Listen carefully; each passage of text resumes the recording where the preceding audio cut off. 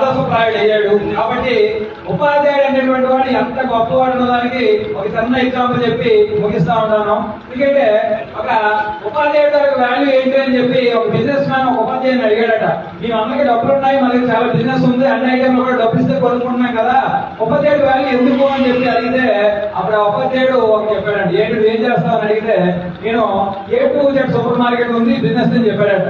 అప్పుడు అయితే మీ super market లోకి ఒక కుక్కను పంపించు అని చెప్పాడు. ఆ కుక్కను పంపించాడు. ఆవునవరులో కుక్క తిరిగేసి చికెన్ మటన్ ఫిష్ ఎక్కడో కలెక్ట్ చేసుకుని వచ్చింటాడు. ఆ తర్వాత ఒక సూపర్ మార్కెట్ లోకి ఒక ఆవును పంపించమన్నాడట. ఆవు కూడా లోపలికి వెళ్ళింది. వాడికి కావాల్సిన ఆకుకూరలు ఏదైతే ఉన్నాయో తోటకూర ఇవన్నీ కూడా తీసుకొని 1 అవర్లో రిటర్న్ వస్తుందట. ఆ తర్వాత ఒక మనిషిని పంపించమన్నాడు. మనిషి వెళ్ళాడు. గంట 2 గంటలు 3 గంటలు 24 గంటలైనా రిటర్న్ రాలేదట. అప్పుడు ఏం చేస్తానని చెప్పి అందరూ కలిపి లోపలికి వెళ్ళారంట. వెళ్తే అప్పుడు అన్ని చూస్తూ ఎలా ఓపెన్ చేసుకుని పిచ్చోళ్ళ చూస్తూ ఉంటాడు. ఏమయ్యా రాలేదు అని అడిగితే నాకు ఇవన్నీ కావాలనిపిస్తుంది కానీ ఏది తీసుకోవాలో తెలియట్లేదు, పిచ్చరిపోతుందండి అన్నాడు.